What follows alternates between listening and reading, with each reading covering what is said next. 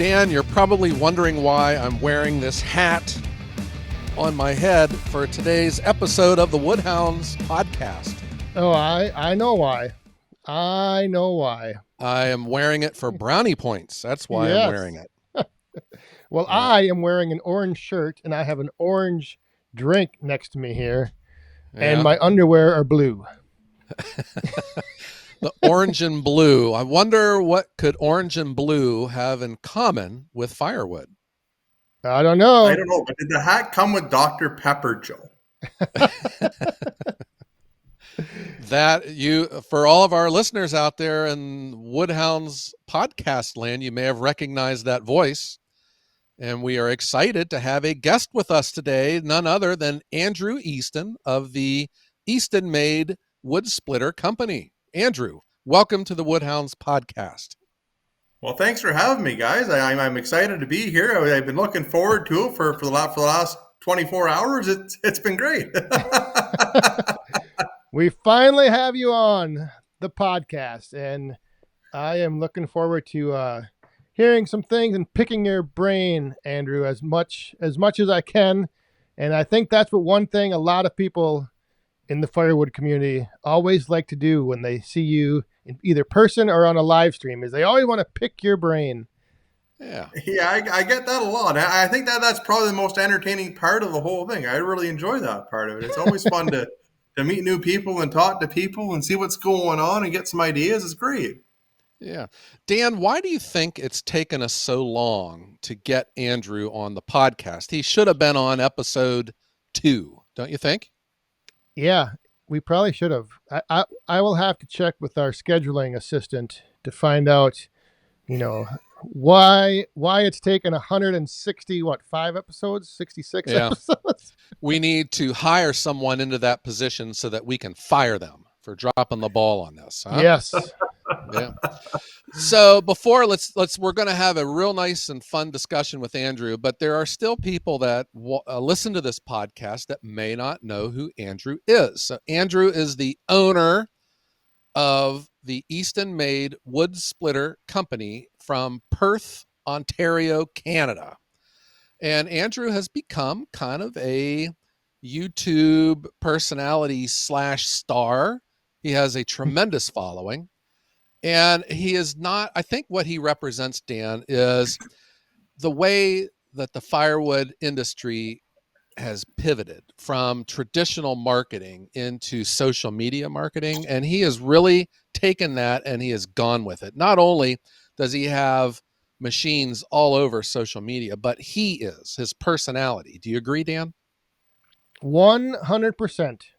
Well, I think it's been a fairly easy thing to transition to, though, because like there's guys like you guys that do such a good job of it, and this whole community of Woodhound guys, whether they have great big channels or small channels, like everybody's so inviting and really easy to get along with. Like it makes like people that haven't come out to a show or experienced that camaraderie of doing this, like that's the funnest part of that. That's the best part of my job is doing that, and it's fun to do the videos and fun to get on the podcast and talk to people in the live streams and be a part of that. And you always come out of it with a different perspective because not everybody thinks the same either, right? So it's nice to have conversations with everybody and see what's going on. Was that part of your main, or part of the strategy? Like, I'm guessing maybe 4 or 5 years ago, your social media presence exploded, and it's almost like you just took over YouTube, like everywhere. I mean, it was crazy how recognizable the Eastonmade brand and just the colors, the orange and blue. Everyone knows orange and blue. They think Eastonmade. Yeah, like we were able to scale it fairly quickly when we did it. I noticed a lot of value in the social media marketing. Like when I first started, I did a lot of work on Facebook, but kind of stayed in the background and did ads and stuff like that. And found a lot of value in it. And it took, I'm sure you guys might be the same, but for me, it took me a long time to get comfortable in front of a camera. Like if you talk to Henry or the guys that were in the shop when I was working at home here, Henry sat there and laughed the whole time because I'm trying to do a voiceover because I don't want to be on the camera. And I'm trying to line it up with what's actually going on in the video. And finally, as soon as I got over that, it's a lot of fun to do it. Because you can You can be yourself on it, and then you can just kind of show more or less what we're doing in the machines too, right? So it's you're right, about 5 years ago, and like during COVID, like the kids didn't have any activities. Like I had two young kids. Jack was probably 4 and Ashton was 1, and so I had nothing going on for the kids. So I had a lot of extra time to play around, and the wood yard was right at my house here, so it was kind of a fun activity to go outside and run the saws and splitters and do that. Andrew, let me just cut right to the chase. Here's what I like about you. You had the courage to be different. You didn't just fall into line with the traditional way that a manufacturer markets their products, through the print media, through a nationwide paper and ink campaign. You were probably one of the first ones to just jump into social media. You saw its value, and then you were pretty much all in. I mean, you do have an occasional print ad here and there, but it's largely through social media. Let me ask you this. When did you first have that aha moment, when the light came on and you saw how social media, YouTube, TikTok, Facebook can really be a driving force for a sales campaign? I know somebody's going to lynch me for this somewhere along the lines, but honestly, it was Joe Barney. He was probably the guy that got me into the whole thing. No kidding. We had the Ultra out. We had the Ultra out, and it was expensive the way we did the first design of it. So we had one machine out there like that, and then we redesigned it, brought the price of it way down, and I need to find somebody to run the machine that I knew was going to get a response from people. At the very least, I knew I needed to give it to somebody that was going to get a response, and somebody that was going to show the machine running as it is, more or less unedited, and is not afraid to speak their mind or tell anybody anything. So I mean, Joe, pretty much, you want to give this a whirl. Yep. That is a good summary of Joe Barney with JPF Firewood. I'll tell you, when I sent that out, my YouTube channel went from like Peter Long to like that. Wow. And that was the big one. That's where I got, like, I seen the most of it, and we got so much response out of it, good and bad. But but again, like it's a good testament to that little Ultra machine. Like Joe is still running it successfully all the time. Like they're still running that machine and running it hard, putting that much wood through it. So it's a good spot for someone to see it running too. So he ran it so hard that he drug it down the road laying on its side when it tipped over, when he had it on the hitch. Yeah. And I remember you were saying, though, that's not the first time this has ever happened in the world. It's happened before, and people are seeing it for real and seeing the effects that it can have on a machine, and it really demonstrates how tough it is, and it gives you a chance, too, to demonstrate your customer service. Oh yeah, well that's it too, because that's what I've tried to build the business on here. Like there's with any business, times you drop the ball and stuff, but we try to make sure that we are right on. If somebody calls and they need something, we want to make sure we get them going, and we don't want to. We want to be as seamless and fluid as possible. And like again, you see that throughout time too. Like you can send anything back to Amazon, you can send anything back to Walmart or whatever, wherever. The easier you make that for somebody, the easier it is for them to come back and buy from you again, or to be comfortable with doing business with you. So we try to be really, really good on that end of it. If anything does go wrong, we want to make sure guys are looked after, even a long ways down the road. There's lots of guys that have called us that are well at a warranty on the machine. If it's something simple, we just make sure they're looked after and send it out to them. And especially if it's something that failed that shouldn't have failed, we want to make sure the customer's looked after. Have you had like any planning as far as when you release certain machines, or do you just, once you have like the newest machine I think you've released is the Evo processor, do you like at all plan strategy like around social media? Because you don't want to obviously release everything new at one time, but I think like what you've done with the Evo now is you've kind of teased it, you've built it, you've released it, and now from what I hear, it's really taking off.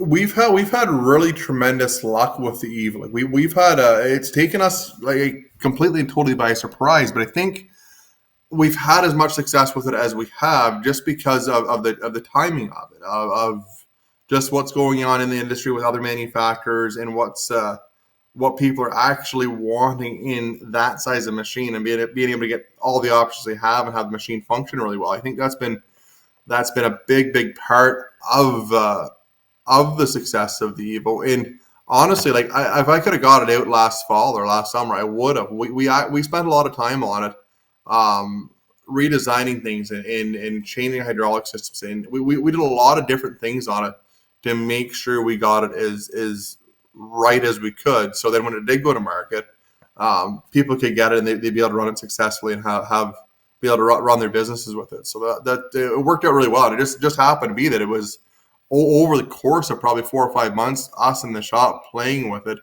tearing it apart and trying new things. And that's kind of the timeline on it. Like there's a handful of other projects we've done that on. Like you'll see the drum tumbler come out here in the next, probably have it up on the website the next week or two. But I've been teasing it a lot the last couple of videos here. Yep.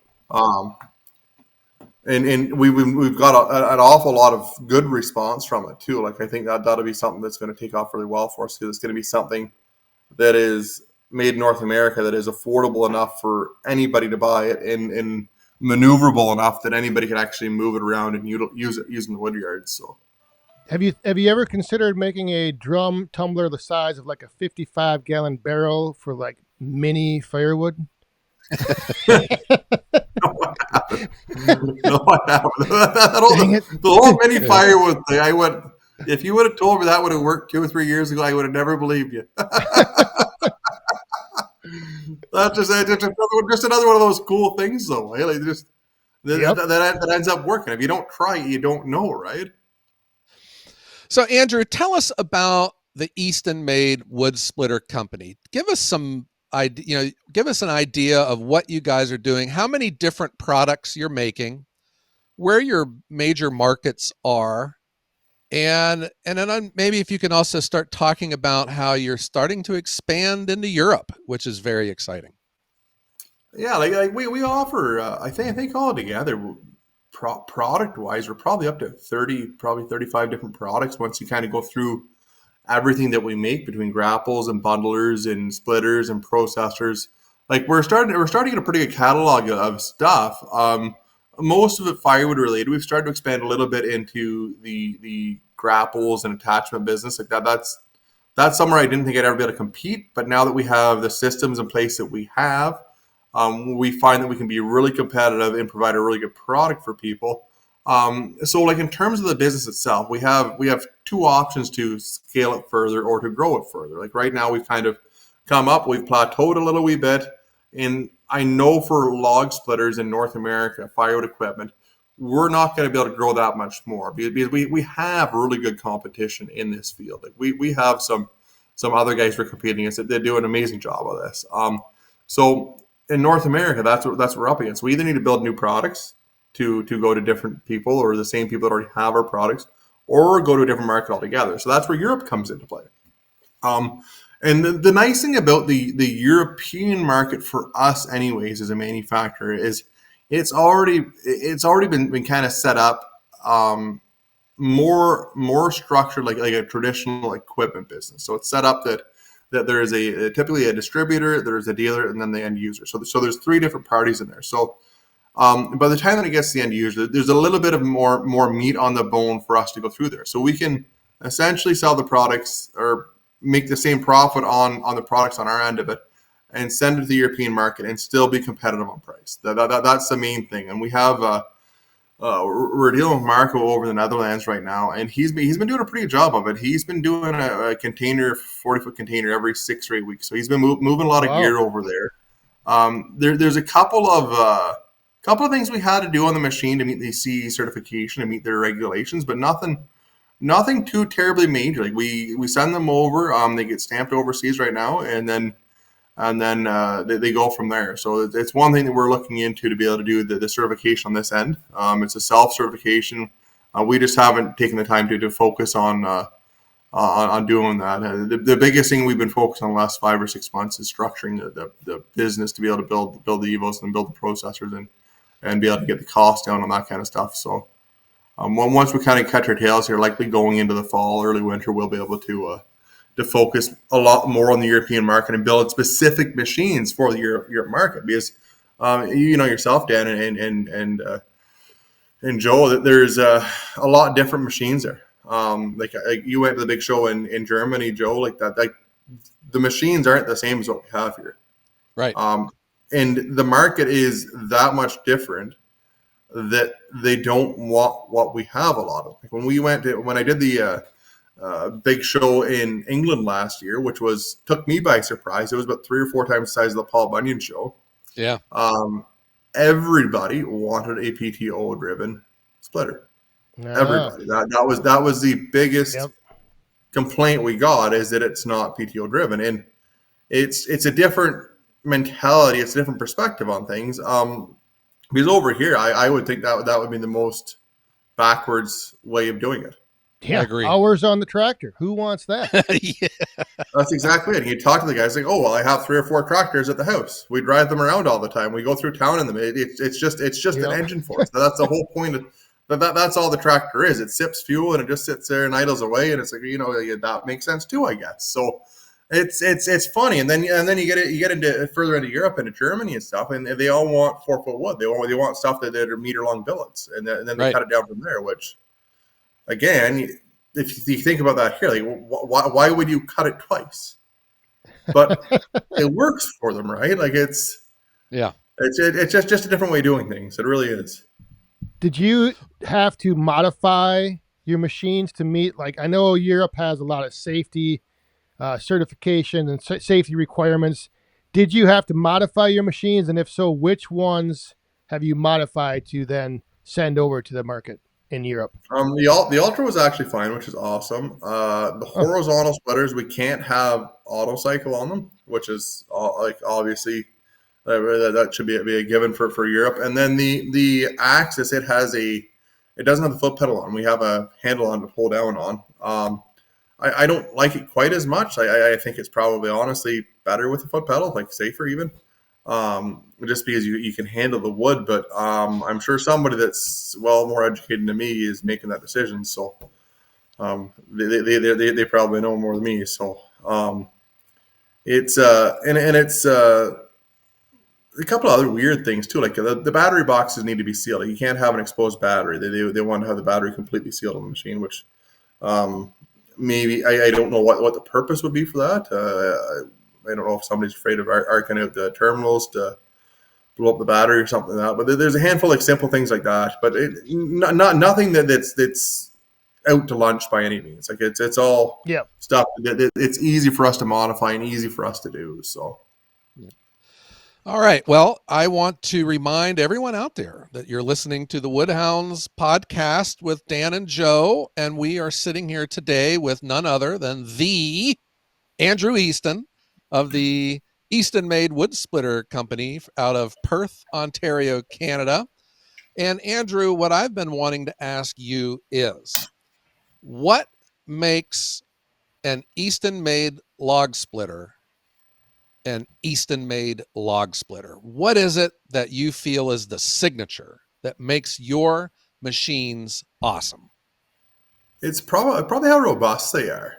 I would say that would be the biggest thing. Like if you look at how much the splitters actually weigh, like compared to the competition, they're normally several hundred pounds, if not 500-600 pounds heavier than the competition. And it's just we run heavier steel. Like there's different ways of doing things in putting strength into the machine. Again, the other manufacturers are doing an amazing job of the machines and doing a really nice job of them. But we've always found that the more steel you put in, the heavier steel you put into it, the longer service life you're going to have with the machine. Because firewood's hard on things. Like firewood, it doesn't matter how careful you are, how cautious you are when splitting a piece of wood. Like not every piece is going to be cut square. Not every piece is going to be perfectly round. You're going to have burrows in the logs. You have knots in the logs. So you may as well build it heavy enough that it's not going to bend or break or or bust. And then that way it's just a lot easier on a guy, especially for resale value. Like,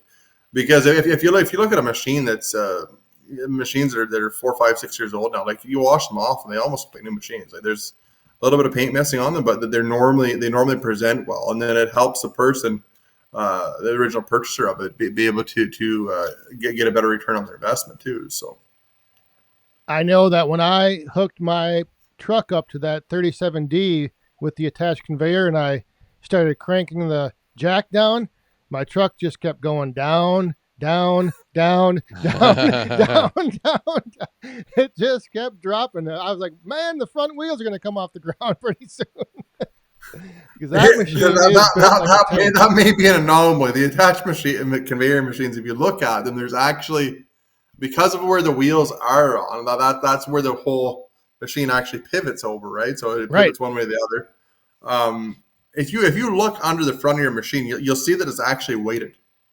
Yeah, you told me that once before. Yeah, there's a big there's actually plate. Like 200 or 300 pounds of steel plate on the very tongue of that machine. So when you extend that really long, heavy conveyor up there, it doesn't want to flip over.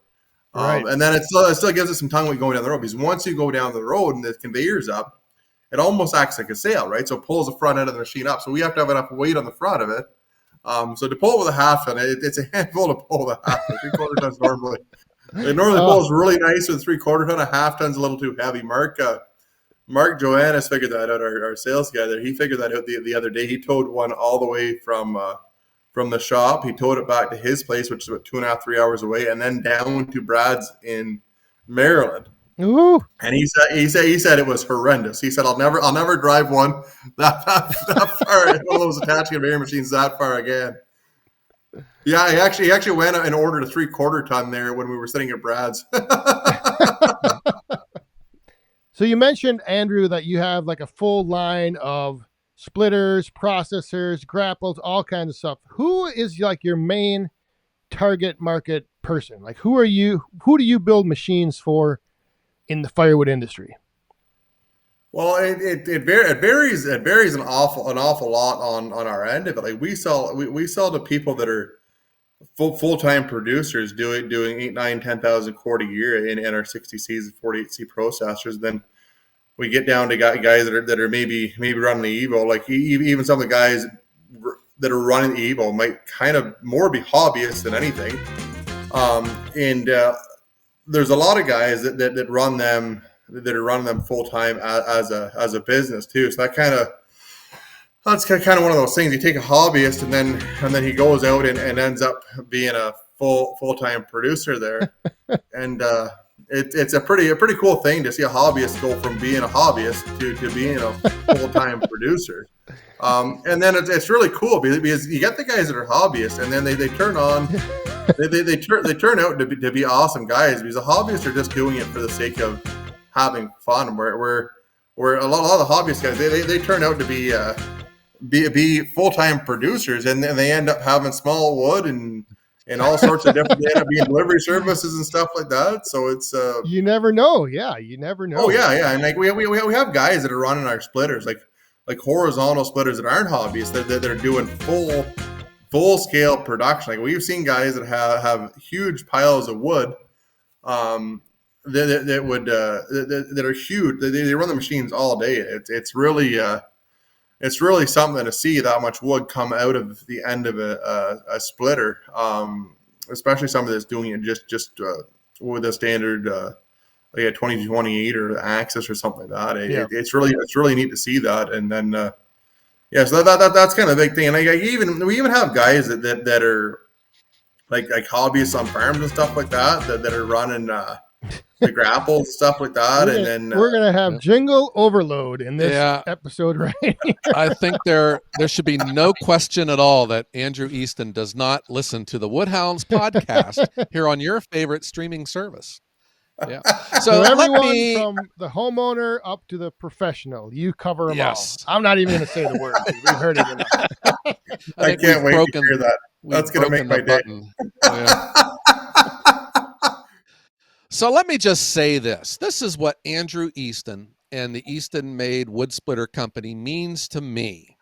When I was still just getting started with a YouTube channel, I got a phone call, and it was from Andrew Easton. And he says, Joe, he says, I don't know who you are, but I've been getting texts and emails from other people who say they really like your channel. And I was wondering, maybe we can get something worked out. And I said, sure. So Andrew brought down and gave to me an Eastonmade Axis. What a great machine. And it was the perfect machine for what I needed for my production with my professional firewood delivery service. So I was doing a live stream to show how great this machine was. And what do you know? It broke down right on my live stream, right for the entire world to see. It just quit running. And I felt 2 inches tall because I wanted it to show off, and just show everyone how great this machine is. And I remember calling up Andrew and telling him what happened. He goes, Joe, I was watching the whole thing and I thought it was awesome. He said, you showed what the problem was. It gives me a chance to fix it. We've figured out what the problem is, and we've sent out a communication to everyone to get it done. I think this is just the way machines are. They break down, we fix them, and we move on. That is what Andrew means. He has all of these machines out there, and you don't know what's going to happen, do you, Andrew? No, like we can design things and test them till we're blue in the face here, but until they actually get out into people's hands and people run them, it's really hard. It's really hard to say because everybody's going to run one differently. Everybody's going to have a different wood yard setup, or how they're going to set up their wood yard, or like there's so many variables that are different than what we are able to test. And it's so great that we've had great customers along the way. Like most of the customers have been absolutely amazing to work with when we do have an issue, and it makes our job a whole lot easier. We want to make sure people are up and running. We want to make sure they have a good product. And it's kind of neat to see the progression of it over the course of 10 years, and see the machines get to the point where they're as reliable and run as well as they do now.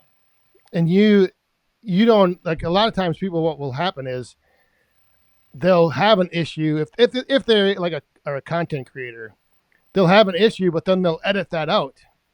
Yeah, absolutely. Yeah, and so like it's almost counterintuitive because you think, oh my God, I don't want to show this, but yet showing it is a benefit. It helps not only you but other people as well using your machines.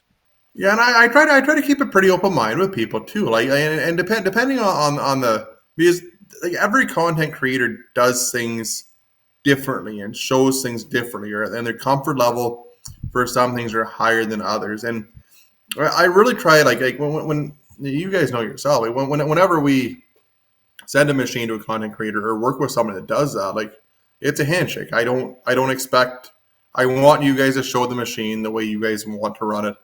And I don't want to restrict your flexibility. I don't want to restrict your creativity on. I want you guys to be you, because that's why I want to work with you. It's like that's the biggest thing for me.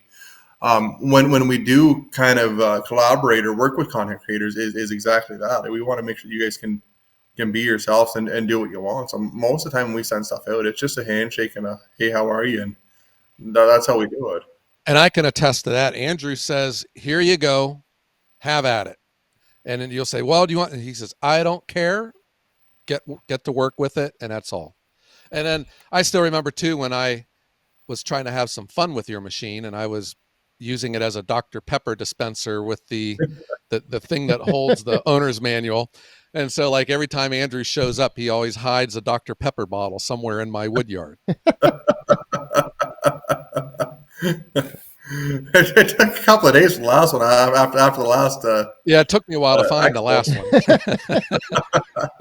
I've hidden a few things down there, but he hasn't found them yet. You're a better hider than I am. Yep.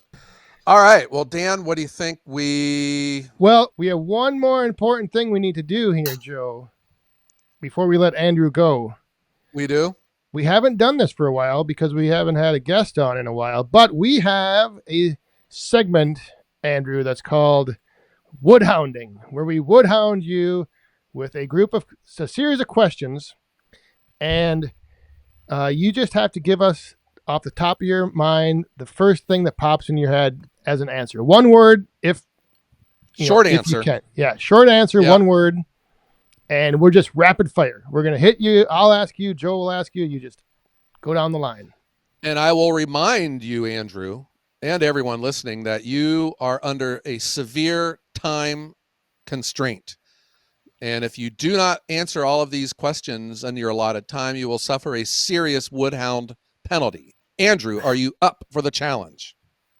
I'll give it a whirl, yeah. All right. Well, Dan, you start the clock on my first question. Yes. All right. Are you ready, Dan, with the clock? Ready. All right, Andrew, here we go.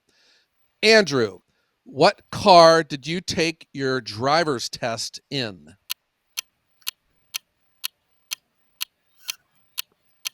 Ford Escape. Someone didn't tell Andrew that he's under time constraints here, Dan. Well, he's got a lot of cars. He probably had to think back. Oh, I do have one. I was thinking hard on that one. Was it my own car? All right. What is your favorite chainsaw? Oh, Husqvarna. I got a 372.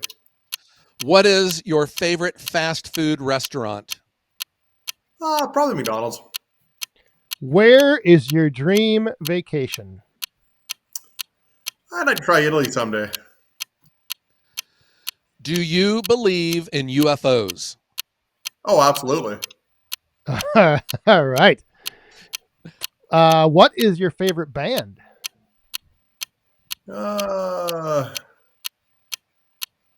Geez, I have no idea. Garth Brooks. What is your favorite firewood species? Oh, maple. Would you rather go to a truck pull or a symphony orchestra? Oh, a truck pull for sure. We need to edit that question out, Dan. What the heck? Who is your favorite historical figure? Einstein. What is your favorite sports team? Probably Sanders. All right. There we go. Right. You survived. Andrew, you got through it. You got off to a little rough start, but Yeah. I think you pulled it together in the end. Oh, geez, that was a long time ago. It was definitely a Ford Escape, though. It was Mom's vehicle. I was very worried about him at the very start, Dan, but he kind of got his focus back and he finished strong. I think those pauses are just a testament to how we throw him off his game, because I think he was expecting maybe some other type of questions, and he's like, "Whoa, what?" Yeah, What is There that? was a pretty broad spectrum there. I don't know who I think Garth Brooks probably. AC/DC. 100% AC/DC. I saw his rusty wheels grinding in his head. Well, we'll let you add that in. Garth Brooks, asterisk AC/DC. Yeah, you have to be very well rested to appear on the Woodhounds podcast if you want to keep up with us, because you'll get peppered with these. Gotta be sharp. That's right. So, Dan, Andrew, I want to thank Andrew Easton for coming on board and hanging out with us today here at the Woodhounds podcast. Yes, I would like to thank you, Andrew, for being here today, and just for all that you've done for the firewood industry and community. Yeah, well, it's nice to be in this community. Like, the hobbyists are great to get along with, and it's fun to just fun to be part of. I'm glad we made it on here and made a little bit of time here, and it was great. Heck yeah. Well, we would love to have you back, and if we can get that button fixed, Dan, that plays the jingle when that H word is played, maybe we'll think about bringing you back, Andrew. Sounds good. All righty. So, Dan, I had a blast today, and I know that you did too, but let's tell everyone out there in Woodhounds podcast land to stay safe and consider buying Eastonmade Team Orange and Blue. And Andrew, have a great day.